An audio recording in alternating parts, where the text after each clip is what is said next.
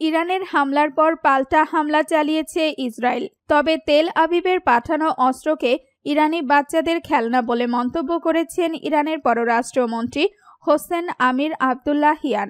ইরানের পররাষ্ট্রমন্ত্রী বলেন, এটি ছিল 2টি বা 3টি কোয়াডকপ্টারের ফ্লাইট, যা আমাদের বাচ্চারা ইরানে যে খেলনা ব্যবহার করে তার মতো। আবদুল্লাহিয়ান জানান, যতক্ষণ না ইরানের স্বার্থের বিরুদ্ধে ইসরায়েলি শাসকের পক্ষ থেকে কোনো নতুন দুঃসাহসিক কাজ না হয় ততক্ষণ আমাদের কোনো প্রতিক্রিয়া হবে না।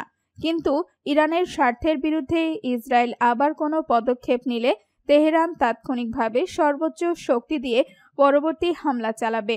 যতক্ষণ না ইরানের স্বার্থের বিরুদ্ধে ইসরায়েলের শাসকের পক্ষ থেকে কোনো নতুন দুঃসাহসিক কাজ না হয় ততক্ষণ তাদের কোনো প্রতিক্রিয়া হবে না। কিন্তু ইরানের স্বার্থের বিরুদ্ধে ইসরায়েল আবার কোনো পদক্ষেপ নিলে তেহরান তাৎক্ষণিকভাবে সর্বোচ্চ শক্তি দিয়ে পরবর্তী হামলা চালাবে।